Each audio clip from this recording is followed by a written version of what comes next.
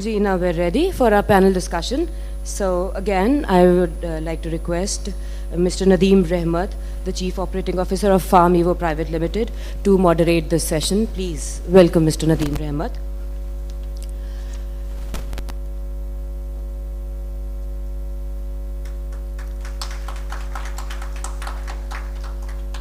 So in the panel we have, our first panelist is Mr. Muhammad Zubair, Director Plant Operation Martin Dow Limited. Mr. Zubair manages plant operations at Martin Dow Limited with a focus on integrating emerging technologies like artificial intelligence and Internet of Things into manufacturing. Our second panelist is Mr. Rashid Murid, Head of Chambers, Sipal & Co.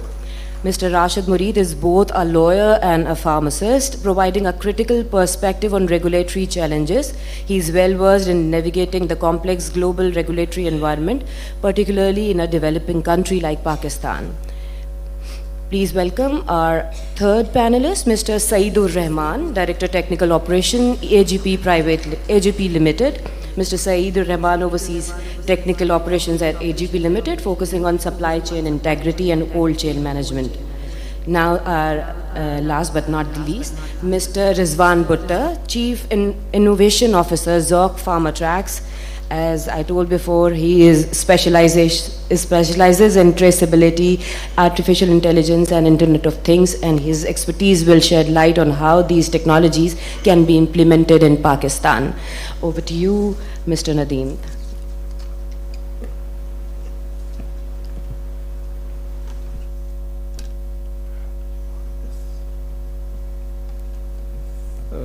Thank you very much. I'm a very capable host.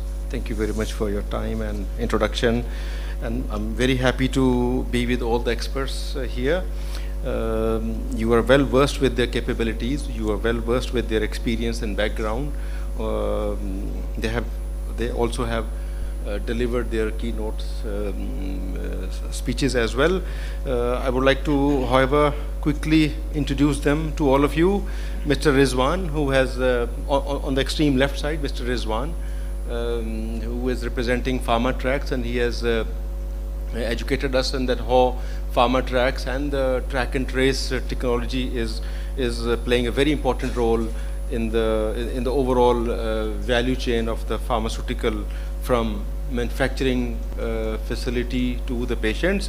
So thank you very much, Rizwan Sahab, for being here and delivering an excellent presentation. Then we have Saidur Rahman Sahab. He is also bringing a lot of experience, hands-on experience, and a lot of vision as well, that how he see that emerging technologies will play a very important role.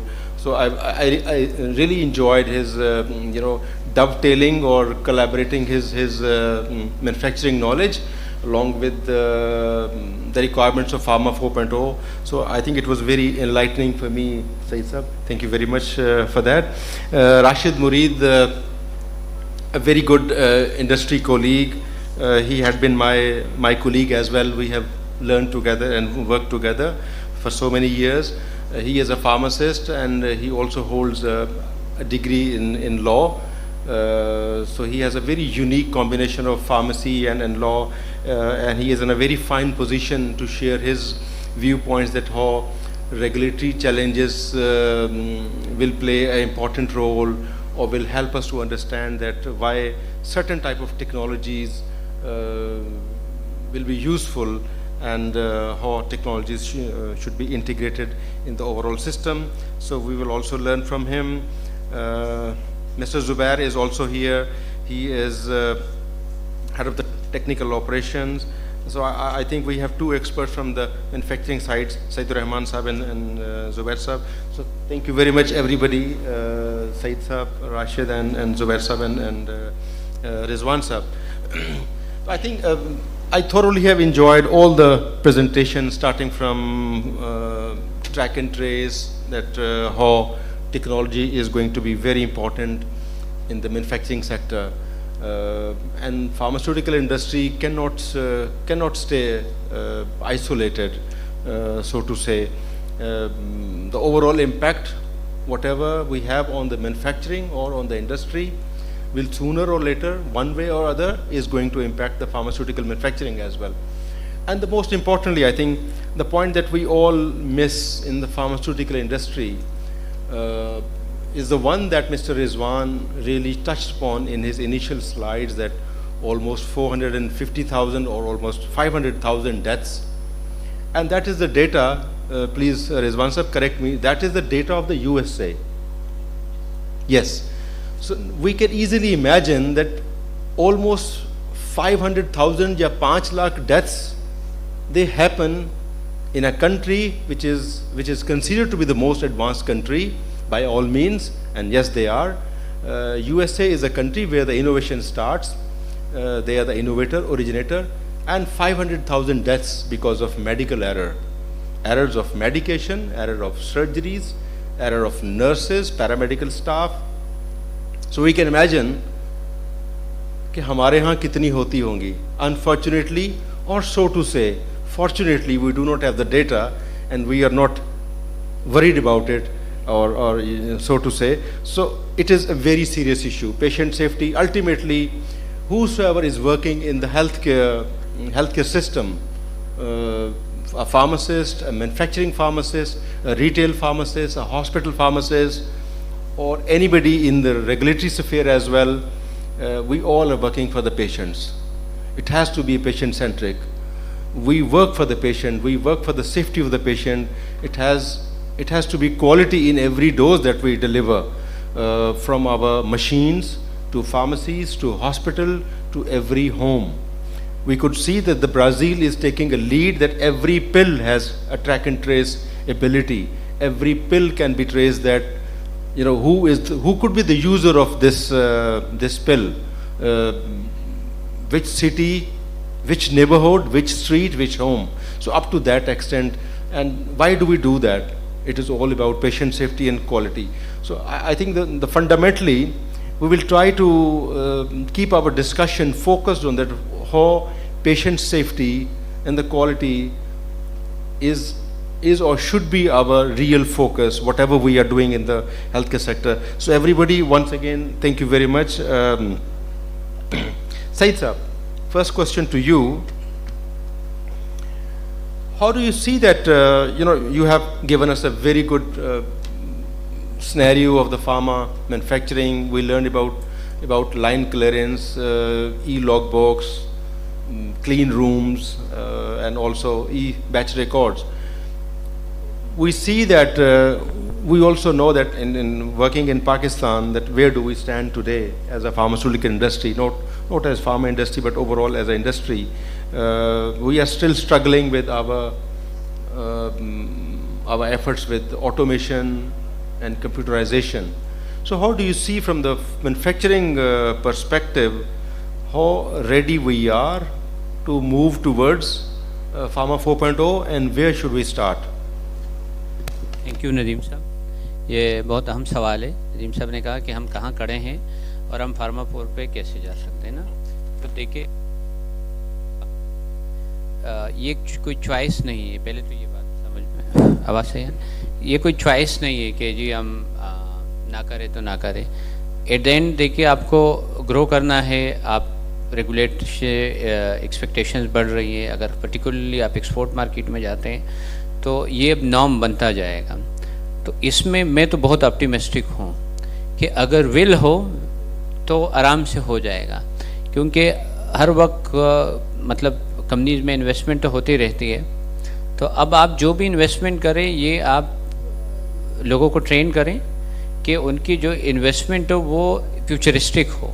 जो needs आपके हैं, हमने देखा, इसको आप आराम से कर सकते हैं, और इसमें एक साथ नहीं करना न हो सकता है. जो आप कर सकते हैं. और अब तो इतना आसान हो गया है, बहुत से सॉफ्टवेयर हाउसेस भी आ रहे हैं. पाकिस्तान में इस वक्त बदकिस्मती से कोई ऐसा नहीं आपको मिलेगा. इंडिया में आपको बहुत सारे मिल जाते हैं जो आपको बहुत अच्छे सोल्यूशन दे रहे हैं. यूरोप वाले थोड़े महंगे, तो आप इसको ले सकते हो, लेना ही चाहिए हमें. जो 2-2, 3-3 मॉड्यूल ले लें और इसको आप ऑप्टिमाइज़ करें. इंशाल्लाह वो दिन दूर नहीं, हो सकता है 4-5 साल हमें लग जाएंगे, जो भी कंपनी इसको सीरियस लेगी, लेकिन इंशाल्लाह एक स्टेज पे आ जाएगी. थैंक यू जी.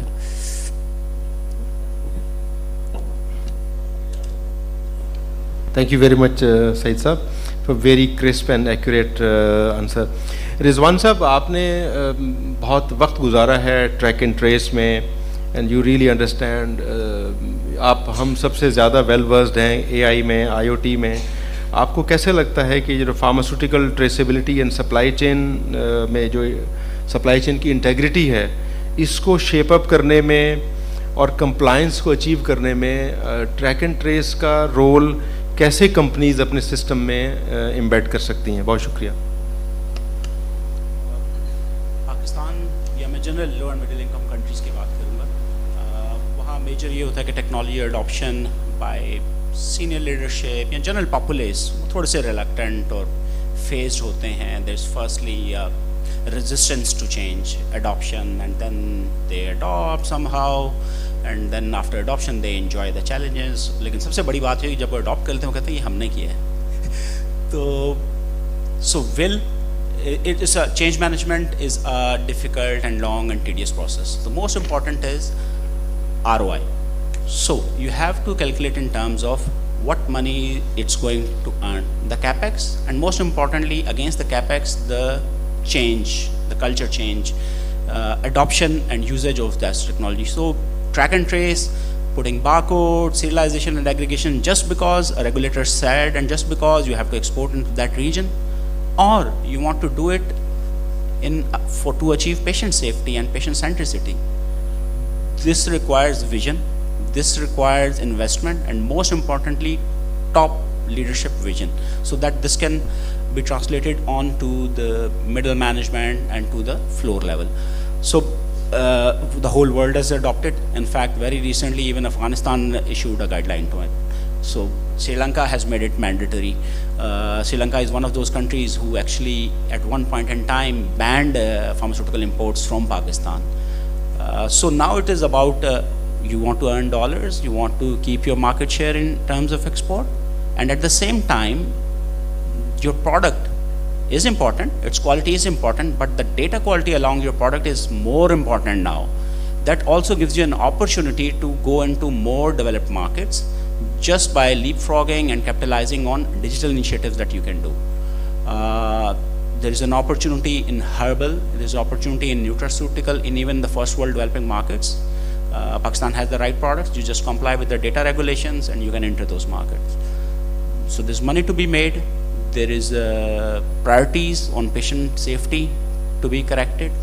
और मैं उसमें मिसाल यही दूंगा कि एक ज़माने में Kodak was the first company to invent digital camera, और Kodak ने लालच किया कि हमारा तो कंज्यूमेबल बिजनेस है, फिल्म बिकती है, मेरा उसका प्रिंटिंग लैब शॉप के केमिकल्स बिकते हैं, तो हमारा काम चलता रहता है. तो किसी और ने वो डिजिटल कैमरा की इन्वेंशन को कमा लिया और Kodak आज वो कुछ भी नहीं करती. नोकिया का CEO तकरीबन रोया एक फोरम पे. सो टेक्नोलॉजी अडॉप्शन से आप दूर नहीं रह सकते. जो जल्दी करेंगे अडॉप्ट वो जल्दी आगे जाए. बहुत शुक्रिया रिजवान साहब, thank you very much. I think आपने बिल्कुल ठीक एग्जांपल दी हैं. ये बहुत पॉपुलर और केस स्टडी एग्जांपल हैं पूरी दुनिया की बड़ी यूनिवर्सिटीज़ में, हार्वर्ड और स्टैनफोर्ड वगैरह में इन्हीं केस स्टडीज़ को पढ़ाया जाता है, जिसमें एक नोकिया एग्जांपल है, इसमें कोडेक एक एग्जांपल है.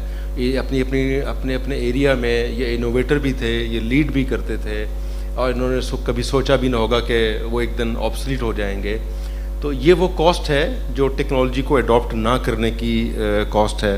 तो I think it's a very good emphasis that why we should be adopting technology faster than anything else. Rashid Murid, आप हेड ऑफ चेम्बर्स हैं सेपल एंड को के, विद अ यूनिक बैकग्राउंड. आप एक फार्मासिस्ट भी हैं और रेगुलेटरी अंडरस्टैंडिंग भी आपका बहुत अच्छा है. हाउ डू यू सी के इस वक्त एक तो रेगुलेटरी फ्रेम में पाकिस्तान के फ्रेम में चैलेंजेस हैं, बट पाकिस्तान से ज़्यादा मैं ये कहूँगा कि फार्मा इंडस्ट्री को अब ग्लोबल सोचना बहुत ज़रूरी हो गया हुआ है, जो कि ना सिर्फ पाकिस्तान की सर्वाइवल इसमें है कि हम एक्सपोर्ट बढ़ाएं, बल्कि कंपनीज़ की सर्वाइवल भी इसमें है कि हम एक्सपोर्ट बढ़ाएं. तो मैं इसका फर्म बिलीवर हूं कि हमारे तमाम सिस्टम्स के जो फैसले हम आज करते हैं वो ग्लोबल थॉट के साथ स्टार्ट होने चाहिए. यहाँ क्या होता है या साथ वाली कंपनी में क्या होता है, अगर हमने अपनी सोच को यहाँ तक महदूद रखा तो मैं हमेशा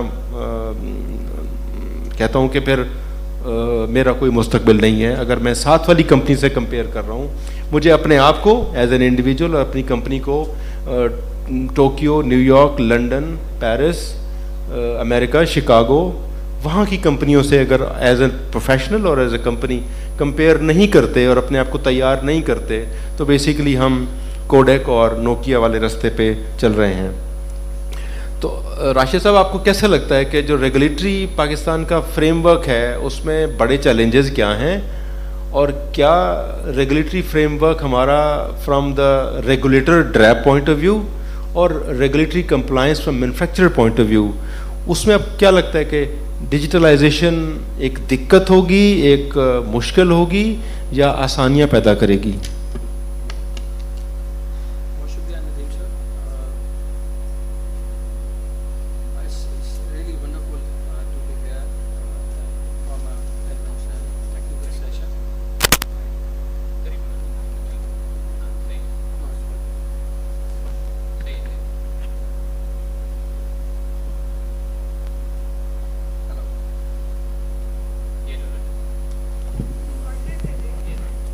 Okay. So, thank you, Nadeem Sahab.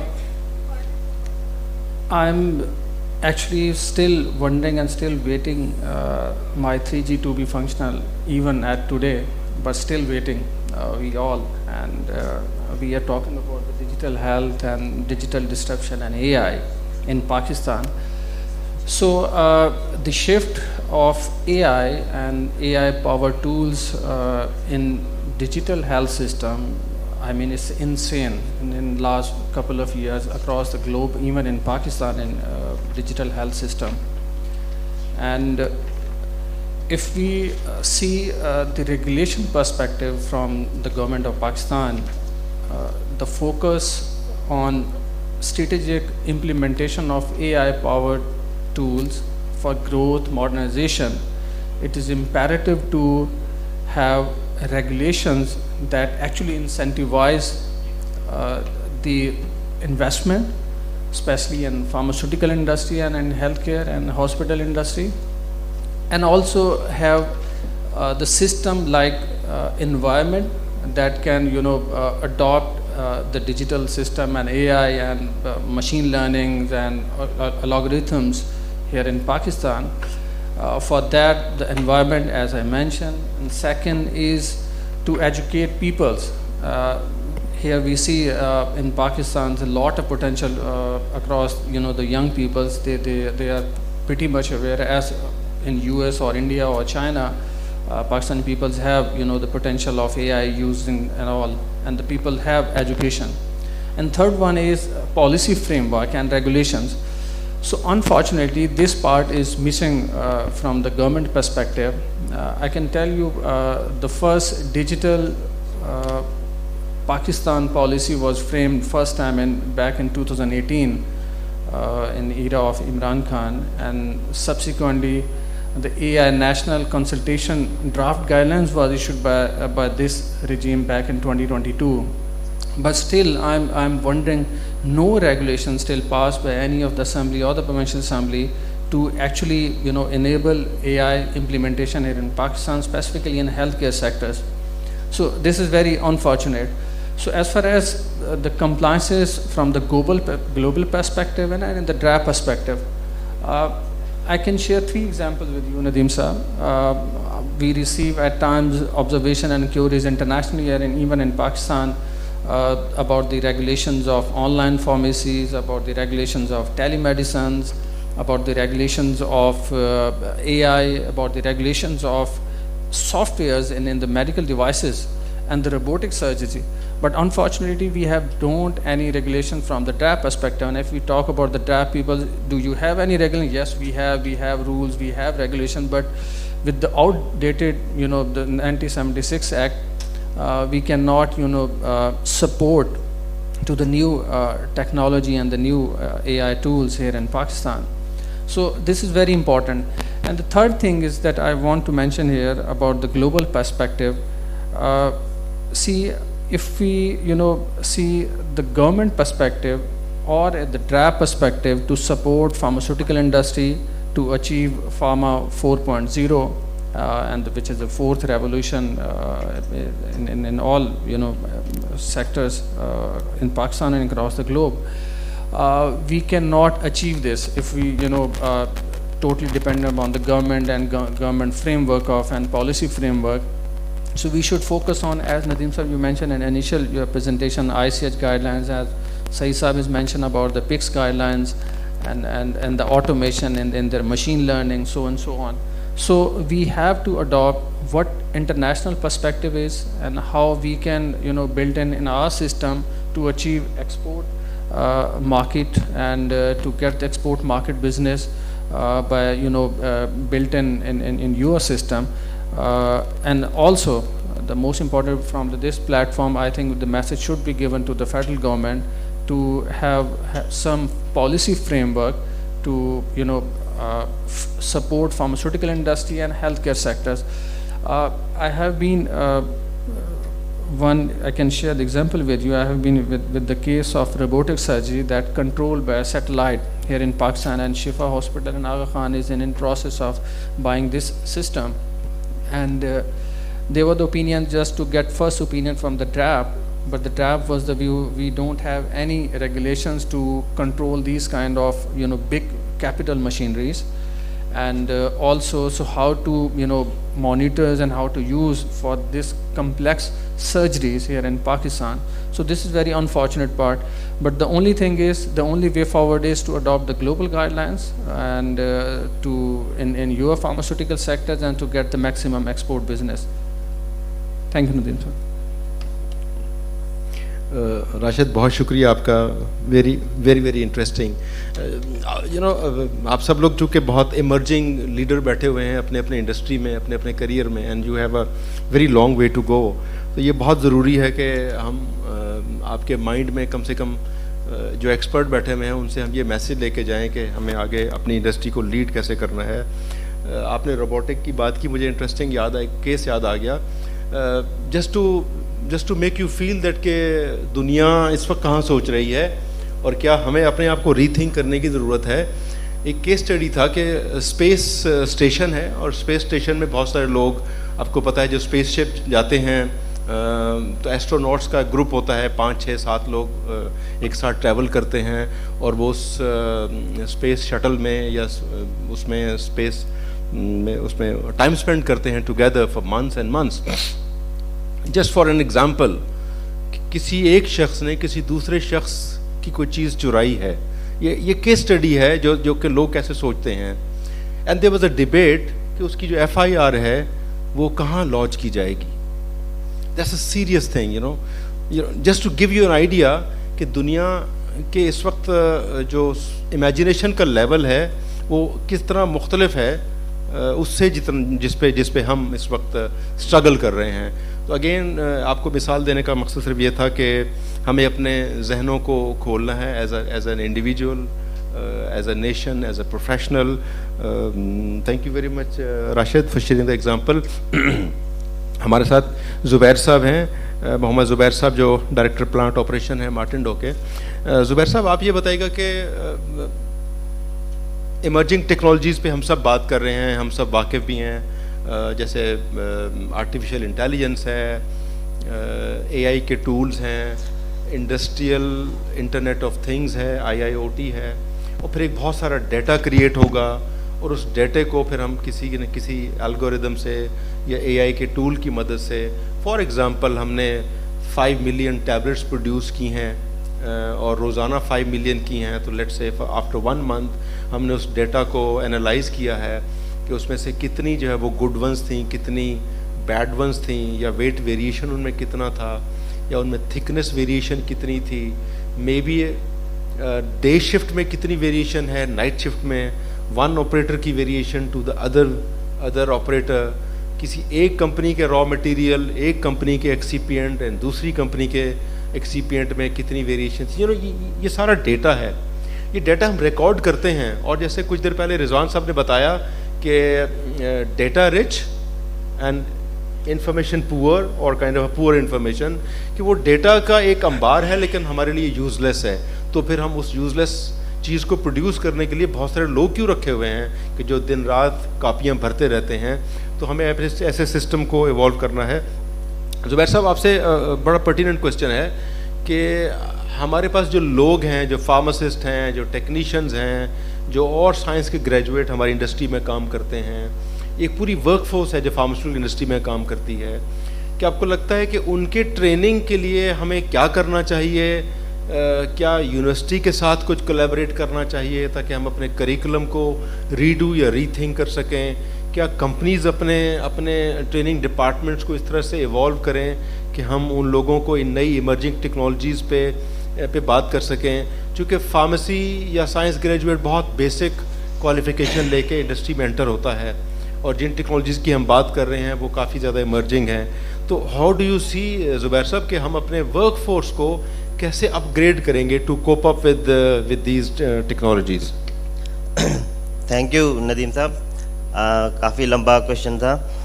तो देखें, इसमें हमने जो बात की अभी फार्मा 4.0 की और डिजिटलाइजेशन की, इनोवेशन की, इंटीग्रेशन की, तो अब इसमें ये है कि जैसे Pakistan, this part of the world, हम इसमें बहुत इनिशियल स्टेज पर हैं अभी, ठीक है ना।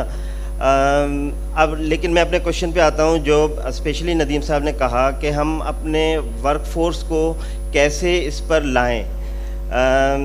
ये देखें, कल्चर की बात होती है, ठीक है ना। पहले भी कुछ स्पीकर्स ने बात की कि हमें अपने ऑर्गेनाइजेशंस में, अपनी सोसाइटी में, विद इन आवर सेल्फ हमें ये कल्चर डेवलप करना चाहिए कि हम साइंस को, टेक्नोलॉजी को यूज़ करें, ऑटोमेशन को यूज़ करें, डिजिटलाइजेशन को यूज़ करें।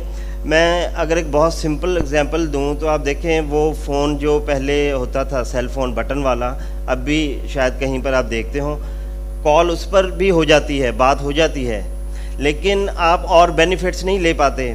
आप you can not use WhatsApp, you can not use emails, social media, many other things, e commerce, business, बहुत सारी चीज़ें।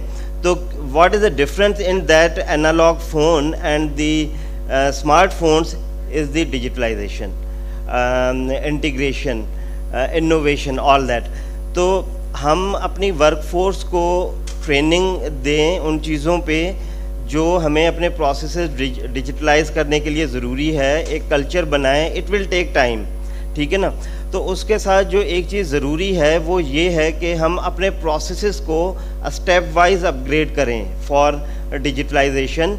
जिस तरह सईदुर रहमान साहब ने भी कहा अपनी प्रेजेंटेशन में कि take small things first, small steps. तो फॉर एग्ज़ाम्पल आप अपने पास देखें कि 2025 के कैपेक्स में आप कौन सी वो मशीनें सेलेक्ट करें जो अभी एनालॉग प्रोसेस पे हैं, जिसको आप मैनुअली ऑपरेट करते हैं, नॉब से घुमाते हैं, उसको आप HMI लगा दें उस पर, जो which is not very costly. आप उनके किन फीचर्स को डिजिटलाइज कर सकते हैं विथ अ लो बजट। तो आप इस तरह की चीज़ों को, अपॉर्चुनिटीज़ को, ऑप्शंस को एक्सप्लोर करें और उनको डिजिटलाइज करें।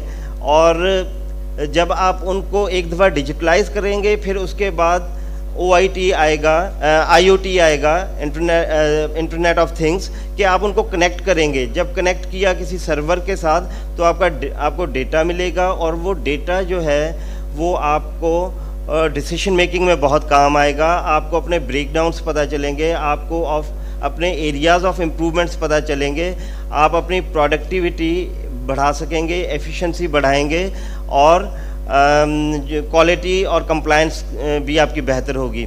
तो जो हमारी टीम है वहाँ काम करते हैं मैनेजमेंट स्टाफ या वर्कर्स, उनको हम उस कल्चर में डे 1 से स्क्रैच से उनको इन्वॉल्व करेंगे, ट्रेनिंग्स देंगे, कल्चर बनाएंगे, पोस्टर्स वगैरह डिस्प्ले करेंगे।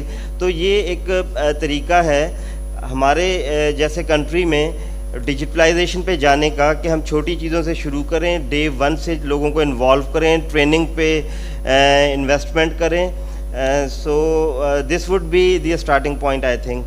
नदीम साहब। ज़ुबैर साहब, बहुत शुक्रिया, thank you very much for your answer, जिसमें आपका प्रैक्टिकल नॉलेज भी शामिल है। some very good suggestions.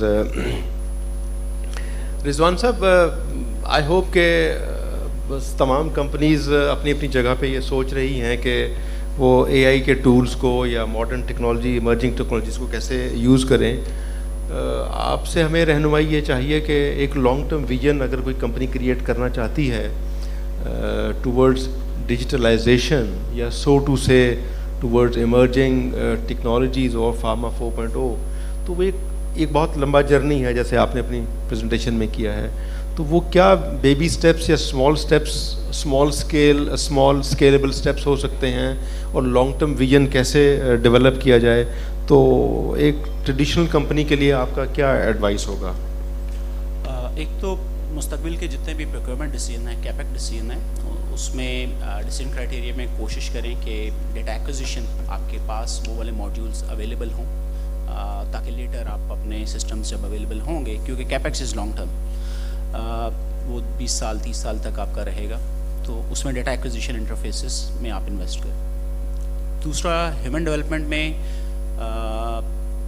बड़ी ऑर्गेनाइजेशन खासतौर पे फूड में, फार्मा में भी चंद लोग सोच रहे हैं develop an innovation function in your organisation. एक डिपार्टमेंट बनाएं जो इनोवेशन पे काम करे,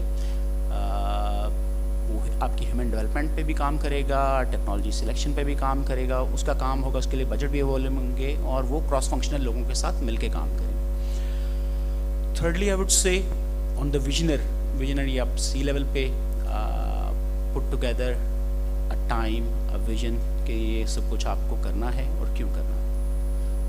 उसको अलाइन कर लें अपनी एक्सपोर्ट मार्केट में ताकि there is financial incentive so you have more pen towards it, वरना दिन में घंटे तो उतना ही है. तो ये चंद एक चीज़ें हैं जिनका ख्याल रखना चाहिए. दूसरा, आपके जो भी पेपर प्रोसेसेस हैं उनको डिजिटाइज कर लीजिए, उनका डेटा एक्विजिशन उसमें बहुत आसान तरीके, आप गूगल फॉर्म्स से स्टार्ट कर सकते हैं. And then data quality, collecting data अक्सर आज भी फर्स्ट नेम सेकंड नेम होता है, फ़ोन नंबर की जगह ईमेल होता है, सब कुछ इकट्ठा होता है. हमारे पास डेटा आता है लोगों को ईमेल्स भेजने का, वो 50% क्वालिटी का नहीं होता, फिर हम दोबारा बनाते हैं. सो डेटा क्वालिटी अभी से शुरू कर दें, भले आपको 10 साल बाद यूज़ करना है. टेम्पलेट्स अपने इम्प्रूव कर लें क्योंकि the data should be categorised well, उसके एट्रीब्यूट्स हैं, उसके फ्रेमवर्क अवेलेबल है. Then focus on data integrity. So जो डेटा लिखा जा रहा है उसको कैप्चर कर लें डिजिटली जब कैप्चर कर रहे हैं तो एट्रीब्यूटेबल कर लें और उसमें ह्यूमन बीइंग को आहिस्ता आहिस्ता ख़त्म करके सेंसर्स, IoT उस पर ले जाएं. So as soon as you have quality and integrity of data, AI will start doing, it will replace people. But when we say replace, तो बहुत सारे आज हमारे ऑडियंस में जवानान हैं और हम आपकी तरफ अभी क्वेश्चंस के लिए आएंगे और आपको उनको आंसर करेंगे, लेकिन उसमें रिप्लेस से मुराद ये कि वो आपका labour work, intensive data entries, उसको रिड्यूस कर देगा, वो आपको अलाउ करेगा कि आप स्ट्रेटेजिक डिसीजंस कर सकें. एक्सीलेंट. आई थिंक आपने बड़ी ख़तरनाक बात की कि आहिस्ता आहिस्ता ह्यूमन बीइंग को ख़त्म करते जाएं. तो मुझे तो बहुत ज़्यादा फिक्र नहीं है कि मेरे पास रिटायरमेंट में बहुत ज़्यादा साल नहीं है, लेकिन जो नौजवान लोग हैं उनके लिए बड़ी ख़तरनाक बात है. तो इसमें बड़ी इंटरेस्टिंग बात, इलॉन मस्क से किसी ने पूछा था रिसेंटली कि क्या ये जो AI है, आर्टिफिशियल इंटेलिजेंस, जिसको हम ChatGPT भी बहुत सारे लोग यूज़ करते होंगे, जेमिनी यूज़ करते होंगे, तो किसी ने उनसे पूछा कि क्या ये AI जो है हमें एलिमिनेट या रिप्लेस कर देगी क्या? तो उसने कहा कि no, but if you do not learn it, yes. तो इसका मतलब है कि हम AI को अपने लिए थ्रेट के तौर पे ना देखें, अपनी एक्सटेंशन के तौर पे देखें, अपनी ऑगमेंटेशन के तौर पे अगर देखें. अगर इस कैपेबिलिटी, इस नॉलेज को अगर हमने अपने नॉलेज का हिस्सा बना लिया तो ये हमें रिप्लेस नहीं करेगी. लेकिन अगर हमने इससे बॉयकॉट रखा तो ये डेफिनेटली हम सबको रिप्लेस करेगी. और जो रिजवान साहब ने खौफनाक सूरत हाल पेश की कि ये ह्यूमन बीइंग को रिप्लेस करेगा, तो ये बिल्कुल, thank you very much. Saeed साहब, एक दफ़ा फिर आपकी तवज्जो चाहिए और आपकी एक्सपर्टीज़ चाहिए. आपको लगता है कि हम फार्मास्यूटिकल इंडस्ट्री वाले बहुत साइलोज में हैं, जैसे सब हर इंडस्ट्री होती है, हर इंडस्ट्री वाले समझते हैं कि वो सब कुछ समझते हैं और वो सब कुछ जानते हैं. आपको कहीं लगता है कि फार्मास्यूटिकल प्रोफेशनल्स को अपने इस ख्याल को झटकना चाहिए कि मुझे सब कुछ पता है और मुझे चूँकि 20 साल हो गए हैं तो मुझे अब कुछ पूछने की ज़रूरत नहीं, मैं तो एक्सपर्ट हो चुका हूँ? क्या फार्मास्यूटिकल प्रोफेशनल्स को किसी और इंडस्ट्री के एक्सपर्ट के साथ कोलैबोरेट करने की ज़रूरत लगती है आपको? जी थैंक यू नदीम साहब, ये बहुत हाँ वाकई हम साइलो में काम करते हैं, इसमें कोई शक नहीं है। उसका मैं आपको एग्जांपल लूँ, हम सारे फार्मा प्रोफेशनल है, इवन इस वक्त पाकिस्तान में कोई अच्छा वर्किंग ग्रुप नहीं है, जो कि राशिद भी बैठे हुए हैं, कि किसी रेगुलेशंस को इंटरप्रिटेशन पे काम कर सके, लोगों को समझा सके। या इंटरनेशनल फोरम आप देखें, ISP है, पाकिस्तान में उसका चैप्टर भी नहीं है, ठीक है। PDA में अभी भी मैं आपको बताऊं, आप अभी सर्च करें, पाकिस्तान से टोटल 3 से 4 लोग हैं उसमें, PDA में, पेरेंटल ड्रग एसोसिएशन में। उसकी वजह यह है कि हम अपने ऊपर भी इन्वेस्ट नहीं करते और हर तरफ हम अपने एम्प्लॉयर को देखते हैं कि बस यही मेरे ऊपर इन्वेस्ट करेगा। तो इसमें जितने सारे प्रोफेशनल बैठे हैं ना, हम सबकी जिम्मेदारी है, ख़ुद की डेवलपमेंट हमारी जिम्मेदारी है। वो 70-20-10 रूल है ना, कि 70% एम्प्लॉय की जिम्मेदारी है, 20% उसके बॉस की जिम्मेदारी है, 10% कंपनी की। तो मेरे जितने सारे कुलीग बैठे हैं, ये आपके लिए बहुत ज़रूरी है। जैसे नदीम साहब ने कहा ना कि AI will not replace the human being, but the human being with AI will replace the human being without AI। तो आपको पढ़ना भी पड़ेगा, आपको ये जो फोरम्स होते हैं ये पेड होते हैं, तो आपने अपने ऊपर इन्वेस्ट करना भी होगा। आप लाजमी ISP वगैरह, अगर आप प्रोफेशनल डेवलपमेंट है, आप लाजमी ज्वाइन करें, बहुत ज़्यादा फीस नहीं होती, $250 सालाना, लेकिन आपकी बहुत बेतहाशा लर्निंग। PDA के शाम के वक्त हमारी वो होती है नईम साहब, डिफरेंट इंटरेस्ट ग्रुप से, स्टरलाइजेशंस के, ऑप्टिकल इंस्पेक्शन के, तो अक्सर उसकी मीटिंग रात को 8-9 बजे होती है, और वो उसमें वो लोग बैठते हैं जो गाइडलाइंस लिखते हैं। तो अगर आप उनकी इंटरप्रिटेशन एक दफ़ा आपने समझ ली ना, यकीन करें आपको बहुत आसानी होती है फिर दूसरे को एक्सप्लेन करने में। तो वाकई हम साइलो में काम करते हैं, हमें इससे निकलना पड़ेगा। यहाँ हमारे खुद के भी ग्रुप हो, जो कि नई गाइडलाइन आई, चलो एक इंटरप्रिटेशन पे हुई, नए जो यंगस्टर आ रहे, क्योंकि फार्मेसी में भी एक मसला ये है, ये हम फार्मेसी काउंसिल वालों को लिख भी चुके हैं कि आप जो स्टफ हमें दे रहे हैं, या जो इंजीनियरिंग यूनिवर्सिटी से आ रही है, और फार्मा प्रोफेशन में तो उनको फार्मास्यूटिकल इंजीनियरिंग पढ़ाई जाती है ना, जो फार्मेसी ग्रेजुएट्स आते हैं, बहुत सारे जो नए ट्रेंड्स है, फार्मास्यूटिकल क्वालिटी मैनेजमेंट, वैलिडेशन, ये बिल्कुल फार्मेसी ग्रेजुएट को आती नहीं। तो इतना साइलो है, हमारे एकेडमी और इंडस्ट्रीज़ में भी इंटरेक्शन नहीं। Very good. तो इसका मतलब है कि आपकी तरफ से ये मैसेज है कि हम सबको ये ख्याल करना चाहिए कि वी डोंट नो एनीथिंग, और हमारे जो इतने सालों का एक्सपीरियंस है वो कल तक तो बहुत अहम था, आज के लिए नहीं है, और फिर टुमारो के लिए भी नहीं है, और हम दूसरे टेक्नोलॉजी एक्सपर्ट के साथ कोलैबोरेट करने में कतन कोई मुज़ायका नहीं है।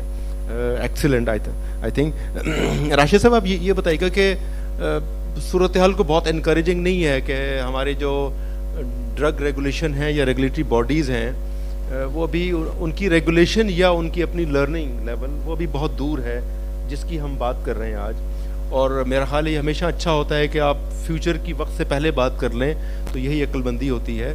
एटलीस्ट हम आज गुफ्तगू कर रहे हैं तो सब लोग कुछ काम करना स्टार्ट करेंगे। तो इस चैलेंज को कैसे आप देखते हैं, और क्या आपका ड्रैब के लिए या नए फार्मासिस्ट के लिए, नए रेगुलेटर्स के लिए कोई मैसेज है? कि क्योंकि हम तो अब पूरी दुनिया में काम हो रहा है कॉन्टीन्यूस मैन्युफैक्चरिंग पे। कॉन्टीन्यूस मैन्युफैक्चरिंग का मतलब है कि कॉन्टीन्यूस मैन्युफैक्चरिंग चलती रहेगी, बैच डिस्पेंस होगा, ग्रेनुलेट होगा, कंप्रेस होगा, ब्लिस्टर होगा, और फिर कार्टनिंग होगी, और वो पेशेंट के पास डिस्पैच हो जाएगा।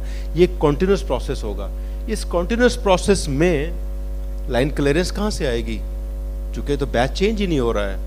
इसमें लॉगबुक कौन नोट करेगा, किस वक्त नोट करेगा, ये सारे चैलेंजेस इस वक्त। यानी मेरा पॉइंट से बताने का ये है कि कॉन्टीन्यूस मैन्युफैक्चरिंग एरा में क्या हमारी रेगुलेशन, हमारा रेगुलेटर तैयार है, और अगर तैयार नहीं है तो उसे क्या करने की ज़रूरत है? बहुत शुक्रिया सर। देखिए सर, ड्रैब के पर्सपेक्टिव से, so we have around 800 manufacturing units here in Pakistan, around 1300 manufacturer and importer license here in Pakistan, and more than 2000 directly and indirectly dealing with the healthcare sectors in terms of businesses. But considering the jurisdiction and the enforcement from the provincial government or the federal government, we have only 14 to 15 federal drug inspectors, and we know, you know, their competency level as well. So the way forward is the IT professionals like Rizwan Saab, the manufacturing experts, business experts, they should sit with the government, with the DRAP. Normally हम ये देखते हैं US FDA है, EMA है, Japan है, TG है, वहाँ से लर्निंग होती है, उनके इंस्पेक्टर्स की जो नॉलेज और इन्फॉर्मेशन होती है वो मैक्सिमम लेवल के ऊपर होती है, एट सीलिंग लेवल, और इंडस्ट्री उनसे लर्न कर रही होती है. But here in Pakistan the perspective is totally different. Industry का जो नॉलेज है वो ड्रैप के नॉलेज से कई गुना ज़्यादा है. So the way forward is कि ड्रैप के साथ, इंडस्ट्री के साथ और जो बिज़नेस आपके स्टेक होल्डर उनकी कोलैबोरेशन हो और स्टेक कंसल्टेटिव मीटिंग्स हों, न्यू रेगुलेशंस के ऊपर, रूल्स के ऊपर, गाइडलाइंस के ऊपर, ताकि ड्रैप को आप आगे लेके चलें. Unfortunately so this is the only way, because for export or you know the compliances or you know the adaptation of international guidelines or you know digital tools, it only comes from the DRAP perspective and the Ministry of Health and Ministry of IT and Technology, Information and Technology. And the most important thing is, as Nadeem Sahab, you are going to retire in next few years time, my message is to youth, pharmaceutical industry or hospital or any business, they can only grow exponentially with collaboration with IT professionals and software you know professionals. अगर हम इन लोगों के साथ collaborate नहीं करेंगे, हम redundant feel करेंगे. As I mentioned, you will be living in the dust. और the thing is कि जो young IT professionals हैं, जो नए software houses हैं, वो ज़्यादातर हम cheap services दे रहे हैं to you know the first world countries. Why not to you know the Pakistan IT sectors or pharmaceutical sector or the healthcare or hospital industry sectors? Probably हम connect नहीं कर पा रहे. जो हमारे software houses हैं, IT professional हैं, जो develop कर रहे हैं, उनकी भी जो services हैं वो the best हैं. अगर हम collaborate कर सकें अपनी pharmaceutical industry के साथ, probably वो एक बहुत बड़ा shift होगा हमारी industry के लिए in terms of export and also the compliances. So my message is कि sir, since the leadership team is here and the young professionals are here, we should support him and we should encourage to you know invite him to listen him कि भी आपके पास क्या proposals हैं, आप pharmaceutical industry में उसको apply करें और फिर आप उसको दोनों win-win situation और grow करें. And also you know in taking loop DRAP as well, because until unless के DRAP को आप नहीं लेंगे तो फिर आपके लिए वो as ट्रैप में ही रहेंगे. Thank you. बहुत शुक्रिया. Thank you for making me realize that I'm going to retire in few years. But I can tell you that I will try to learn AI and I will try to replace those who do not have learned AI. सही साहब ऐसा ही है? Excellent. So I still have a future, huh? Yes. So thank you very much. Thank you very much. Rizwan sir, before we move on to some questions from our colleagues as well, ऐसा लगता है कि ये एक बहुत बड़ी investment है जो कि हो सकता है. मैं भी आपसे जानना चाहूँगा, तो आप how do you see investment versus benefits ratio of moving towards digitalisation? Technology investment का ROI बहुत फास्ट होता है और वो टिपिकली फॉर एग्जांपल एक ज़माने में वेबसाइट का या ईमेल्स फॉर एग्जांपल जितनी रोज़ाना मैं भेजता हूँ, मेरे ख्याल पिछले 4-5 दिन में इन्विटेशंस बहुत ज़्यादा थी. व्हाट्सएप को भी अगर मैं ईमेल समझूँ, किसी ज़माने में ख़त ही लिखते थे, तो मेरा तो 3 दिनों का खर्चा मिलियंस में होता. वो सब कुछ फ़ौरन अगले को मिल भी गया, उसने साथ के साथ रिस्पॉन्ड भी कर दिया, फीडबैक भी मिल गई. सो टेक्नोलॉजी का ROI बहुत फास्ट है और it improves your, it makes time available for you to do value of money जो आपको उसके वर्थ हैं. For example a very senior guy taking close to ₹500,000 in Pakistan, और वो बेचारा साइंस में. मैं इस्लामाबाद में, मेरा टेक्नोलॉजी सेंटर में एक रिसर्च सेंटर है, इट्स बेस्ड इन नस्ट. उसमें मेरे दोस्त हैं, वो साइबर सिक्योरिटी के दुनिया के टॉप 10 लोगों में से हैं. तो मैंने उनको एक दिन कॉल की कि मुझे लेट्स मीट, मैं आपके वाले कैंपस में हूँ, मिलिट्री कॉलेज ऑफ सिग्नल्स में हूँ. तो उन्होंने कहा सॉरी मसरूफ़, मैं ना इन्विजिलेटर बना हुआ. So he is checking around, कोई cheating तो नहीं कर रहा. So actually we need to automate those things और हमें हमारी leadership को उन technology में invest करें, अपना time buy करें और उस time को वहाँ invest करें जहाँ value of money है.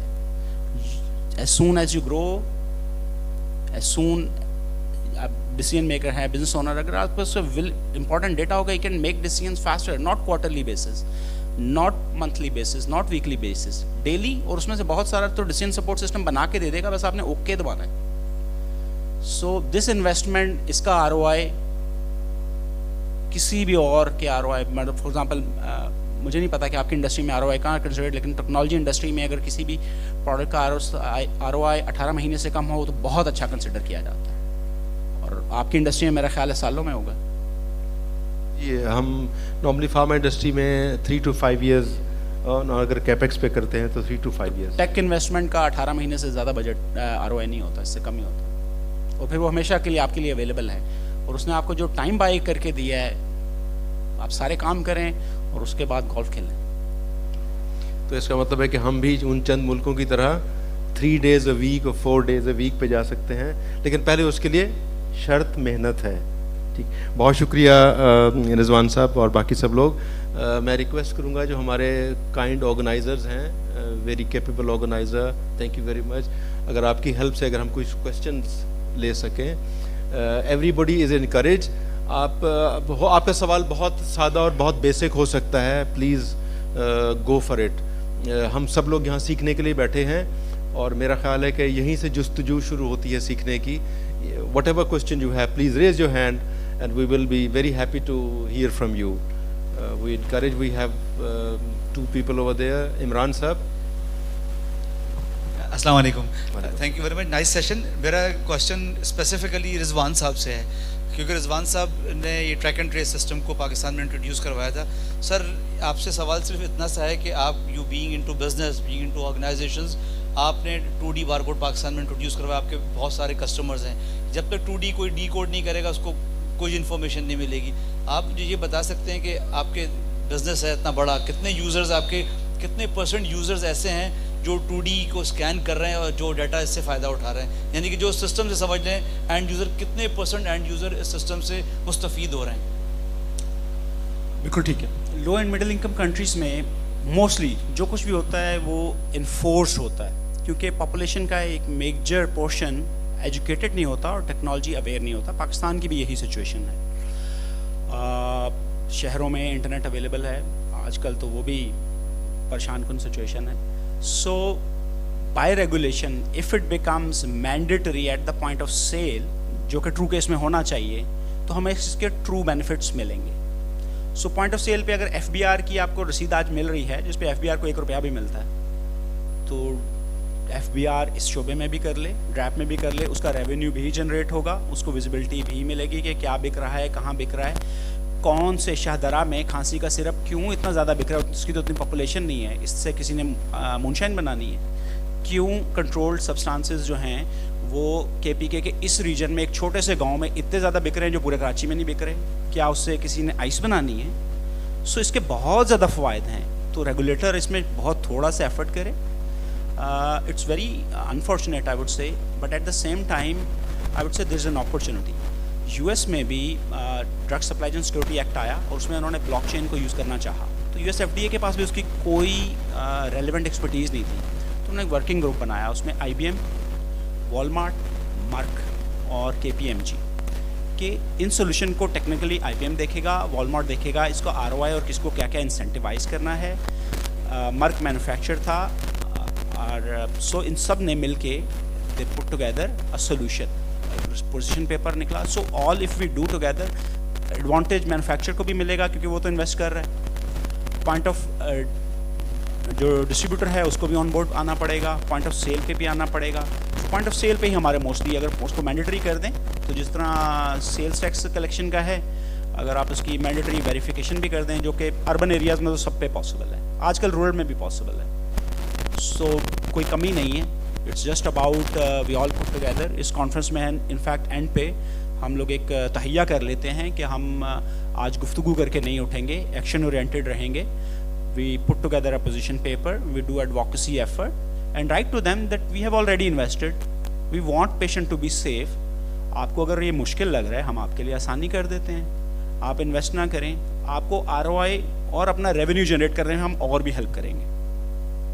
सो ये मेरी उसमें सजेशन है.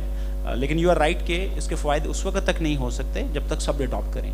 लो एंड मिडिल इनकम कंट्रीज़ में ज़बरदस्ती होगा, हम लोग ज़बरदस्ती लाइन में लगते हैं. बहुत शुक्रिया रिजवान साहब और इमरान साहब के क्वेश्चन का. We also have a question here on this side. Just please go ahead sir. अस्सलाम वालेकुम. वालेकुम सलाम. Shahid Alam, ex head of engineering Getz pharma. मेरे कुलीग बैठे हुए हैं सईद साहब. तो one of the question is Saeed, you know कि आपने बड़ा अच्छा कहा कि जी हम तैयार नहीं हैं. तो ये तो बहुत अच्छी बात है कि अगर किसी कौम को पता चल जाए जी हम तैयार नहीं हैं तो वो तैयारी में लग जाएं ताकि वो जो गैप्स है उसको मिनिमाइज़ किया जाए. Currently our pharmaceutical companies, you know the conventional, कुछ जो ग्रो कर रही हैं टॉप 10 में, वो कुछ इन्वेस्टमेंट, कोई मॉडर्नाइजेशन, कोई टेक्नोलॉजी, चाहे वो प्रोसेस साइड पे हो, चाहे वो प्लांट एंड मशीनरी साइड के ऊपर कर रही है. तो सही से मेरा क्वेश्चन है कि सईद, हाउ यू फील के जो कन्वेशनल हमारा फार्मा है वो अगर फार्मा 4.0 पे जाती है तो कितना उनको बेनिफिट होगा. जैसे हम कहते हैं कि जी अगर आप ऑपरेशनल एक्सेलेंस लेके आते हैं, लीन मैन्युफैक्चरिंग लेके आते हैं, तो थंब रूल है कि 2 to 10% you definitely gain something over there. एक रेशो है, मतलब प्रैक्टिशनर ने या उस जो इंडस्ट्रीज़ है, चाहे वो टेक्सटाइल इंडस्ट्री हो, चाहे वो इंजीनियरिंग इंडस्ट्री हो, चाहे वो फार्मा इंडस्ट्री हो, चाहे फूड हो, when the people are professionals, people are working in a lean management और operational management, then they definitely ensure 2 to 10% profitability और द गेन. तो माय क्वेश्चन इज बेसिक कि अगर हम कन्वेशनल फार्मा से फार्मा 4.0 पे जाते हैं तो हम कितना गेन करेंगे, ताकि उसको इंटरेस्ट नज़र आए कि यार ये गेन है, इसमें हमें स्विच करना है, हमें लोगों को तैयार करना है, जो सारे पार्टिसिपेंट्स ने कहा. Thank you. Very good.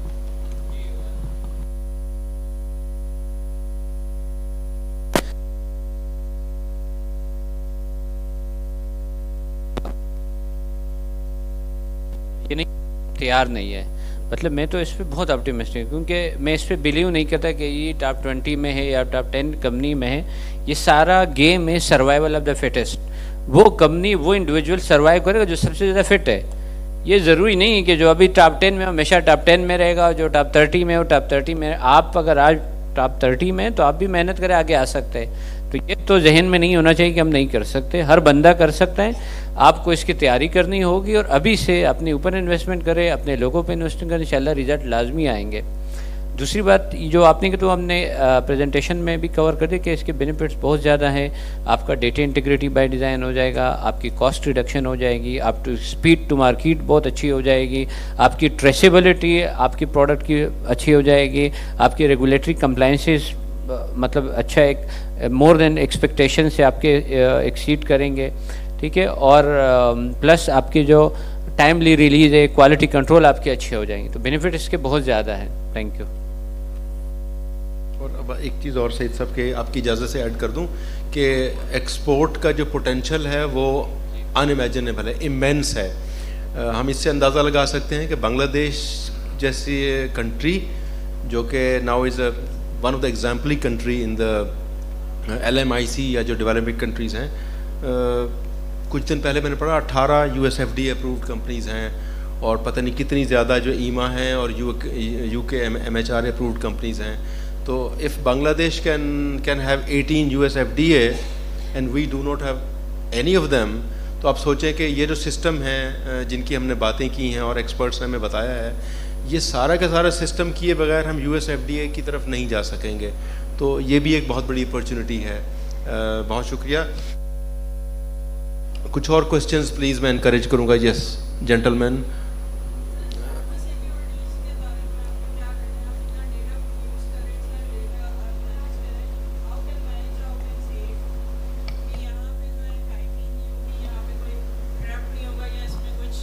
Changes नहीं आएंगे, क्योंकि recently last semester I teach the computer science marketing and management.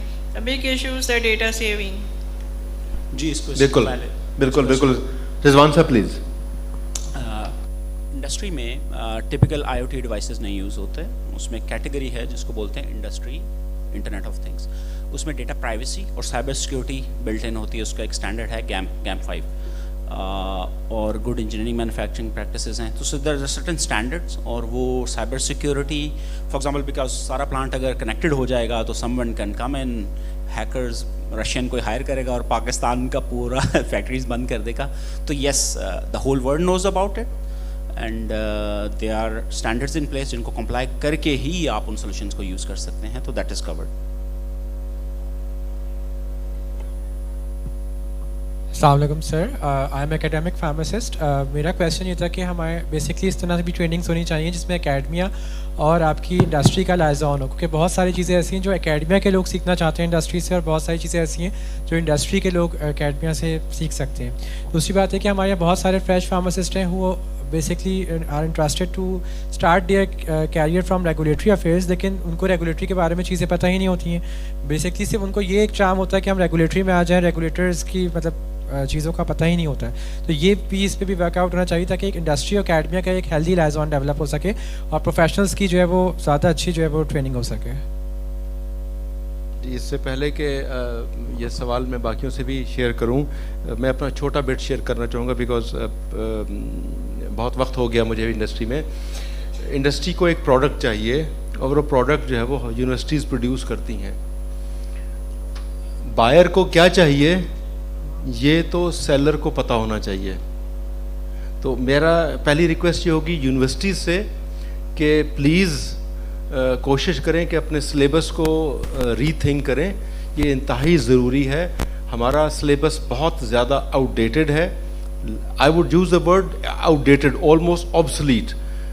हम जो चीज़ पढ़ाते हैं वो इंडस्ट्री को नहीं चाहिए है, इसलिए स्टूडेंट के ऊपर भी जिम्मेदारी है। हम एकेडमिक और लिंकेजेस की बहुत ज़्यादा बात करते रहे हैं, बहुत अरसे से कोशिश भी करते रहे हैं, लेकिन समहो कामयाबी नहीं हुई। उसकी बड़ी वजह यह है कि दोनों अपनी जगहों पे बहुत ज़्यादा स्टबन महसूस होते हैं। I also have worked with universities with exactly the same intentions, but I came to know that it's more of a session, it's more of a photo session. तो दोनों अपनी जगह पे चेंज होने को तैयार नहीं हैं। तो आई एम स्टिल ऑप्टिमिस्टिक, लेकिन ये जितने इंडिविजुअल हैं उनके ऊपर भी एक भारी जिम्मेदारी है कि वो इस बात को जाने कि इंडस्ट्री को क्या प्रोडक्ट चाहिए, and if I have that product then of course I can have a better price. If anything from the panel wants to add anything please.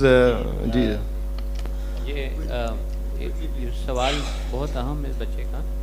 इसमें ना नदीम साहब की वजह से हमारी भी मल्टीपल यूनिवर्सिटी से बात हुई है। वो करिकुलम फार्मेसी काउंसिल से आता है, हमने लिख दिया, हमने कहा 24 साल मुझे आज तक कभी फार्मेसी काउंसिल का बंदा हमारे पास आया नहीं। ये नदीम साहब से भी पूछे, इनके पास भी नहीं कि आपको कौन सा प्रोडक्ट चाहिए, मतलब कितने फार्मासिस्ट के चाहिए। ने लिख के दिया कि भाई करिकुलम में ये भी डाल दो, ये वैलिडेशन, ये रेस QMS हमने लिख के दिया। आप देखें रेगुलेटरी साइंसेस तो बिल्कुल नहीं है उसमें।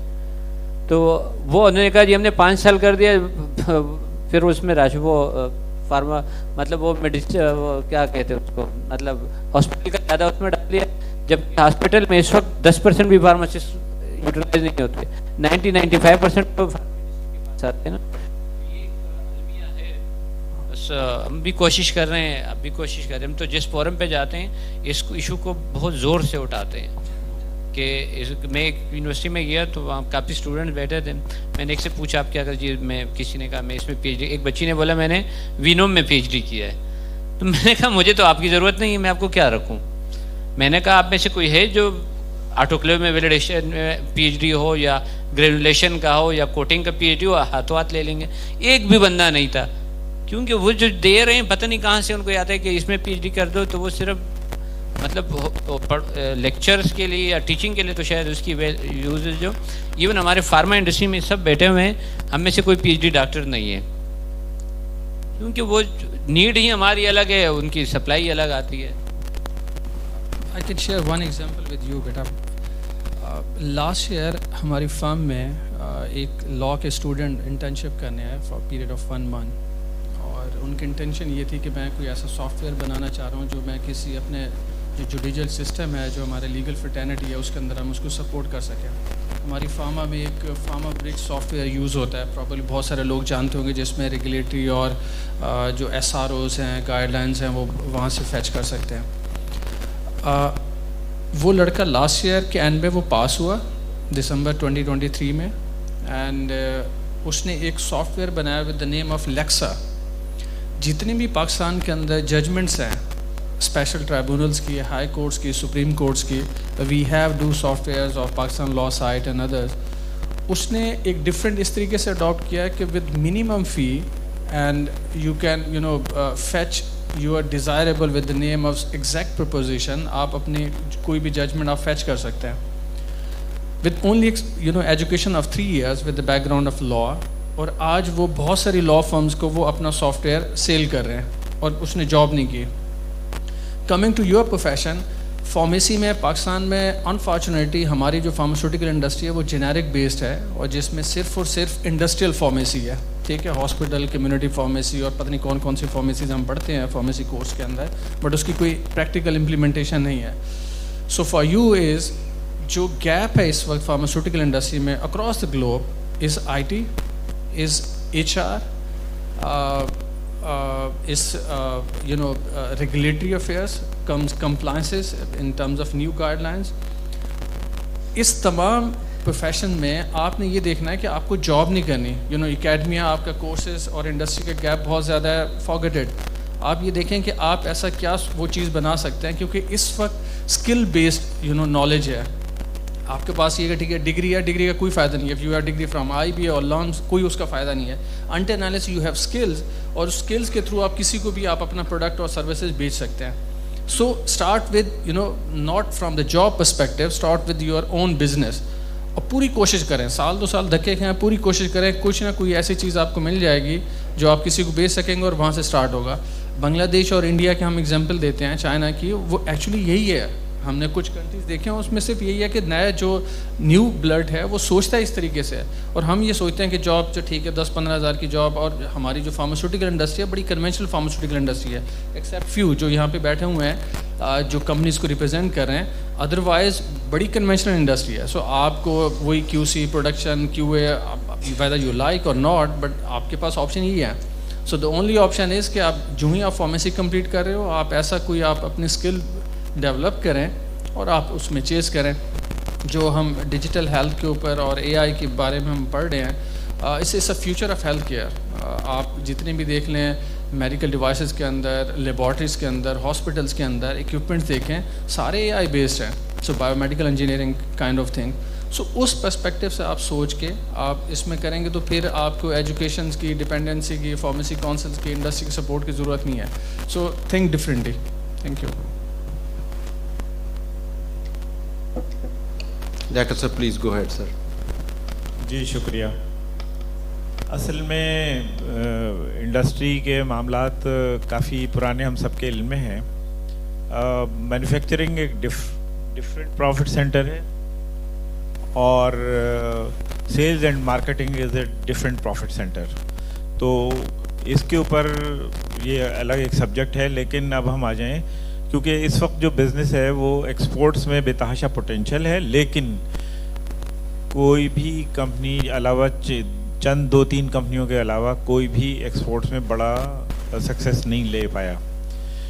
अच्छा, जो फार्मास्यूटिकल्स की एक्सपोर्ट्स हैं उनके जो एंट्री बैरियर्स हैं वो इतने इंटरनेशनल लेवल पे इतने सख्त हैं कि हम आसान तरीक़ों से काम करने के इतने आदी हैं कि हम उन एंट्री बैरियर्स को क्रॉस करने की जो रिक्वायरमेंट्स हैं इंक्लूडिंग बायोइक्विवेलेंस वगैरह, वो हम लोकल बिल्कुल नहीं पूरी कर रहे, और या करना हमें बहुत कॉस्टली लग रहा है। जो सबसे बड़ी सक्सेस मॉडल, जो सक्सेस स्टोरी जो है वो हर्बियन की है, जिन्होंने हर्बल प्रोडक्ट्स को पाकिस्तान से बाहर एक्सपोर्ट किया, और अब वो कनाडा भी एक्सपोर्ट कर रहे हैं और वह USA भी कर रहे हैं। अच्छा, हमारे यहाँ क्योंकि ये एंट्री बैरियर जो हैं फूड सप्लीमेंट्स, कॉस्मेटिकल्स या हर्बल, इन सब के लिए जो रिक्वायरमेंट हैं वो डॉक्यूमेंटेशन की सबसे ज़्यादा रिक्वायरमेंट है, और अगर वो अब ऐसे सिस्टम्स एंड प्रोसेसेस अवेलेबल हैं कि उनको प्रॉपर्ली किया जाए तो डॉक्यूमेंटेशन पूरी करके उसमें एक्सपोर्ट्स में जाया जा सकता है। इस वक्त जो तवज्जो दिलाने की ज़रूरत है कि जो फूड सप्लीमेंट न्यूट्रास्यूटिकल बनाने वाले हैं वो क्वालिफाइड प्रोडक्ट और क्वालिफाइड एक्सपोर्टेबल डॉक्यूमेंटेशन के साथ अगर बनाएं तो लोकल में उनकी डॉक्यूमेंटेशन ठीक हो जाएगी और उनको एक्सपोर्ट्स में क्विकली एंट्री मिल जाएगी। और जहाँ से वो रेवेन्यू कमाएंगे तो ग्रोथ तेज़ी से करेंगे, और उसकी वजह से पूरी इंडस्ट्री ग्रो करेगी, पीपल ग्रो करेंगे, हर चीज़ में ग्रोथ आएगी। शुक्रिया बहुत बहुत, ये मेरी तजवीज़ है। डॉक्टर साहब बहुत शुक्रिया आपकी वैल्यूएबल एडवाइस का। I think with that final chance, if you have any question, raise your hand quickly, and we have 1 more minute to go. Okay, thank you very much Rizwan साहब, सईदुर रहमान साहब, राशिद मुरीद साहब and Zubair साहब, आपकी expertise का, आपके time का, knowledge sharing का, आई think it's a great contribution. आप सब लोगों ने अपनी ज़िंदगी के 20-20 साल के तजर्बे को कोशिश की है कि चंद लम्हों में शेयर किया जाए।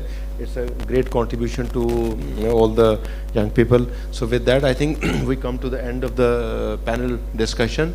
Over to you, lady.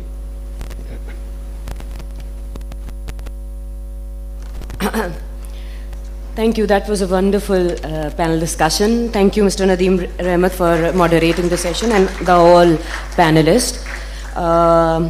So now, information and knowledge has no end, but today's session is coming to an end finally. And what a wonderful day it was, I guess, with the information symphony which we have witnessed today. I must say it will add up to the whole pharmaceutical industry itself. And I'm really glad that I hosted this event. I'm really glad to be part of this event. And before we close, I would like Mr. Farhan Anis for the plaque ceremony. Mr. Farhan Anis is Vice President, E-Commerce Gateway Pakistan, and Director, Pharma Asia. Mr. Farhan Anis, please come on stage.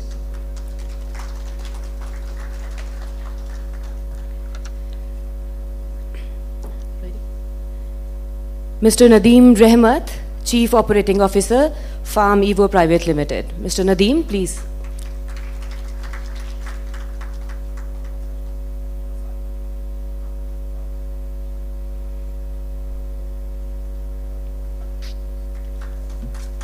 Mr. Nadeem Rahmat.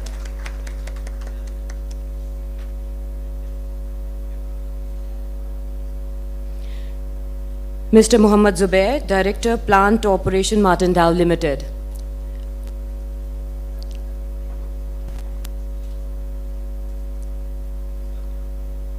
Mr. Mohammad Zubair, please.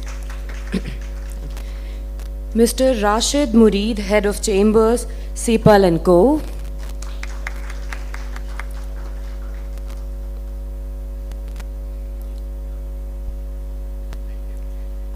Mr. Saidur Rahman, Director Technical Operations, AGP Limited. I can see Mr. Saidur Rahman has a huge fan following here.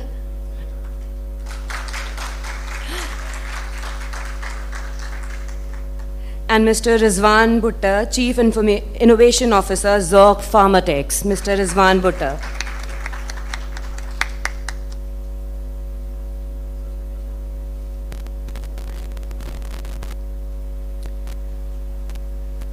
One of our keynote speaker was digitally live with us. He was Giulio Bolzonello, and on behalf of Giulio, I would like to invite Mr. Liaquat Javed Saab to take his plaque.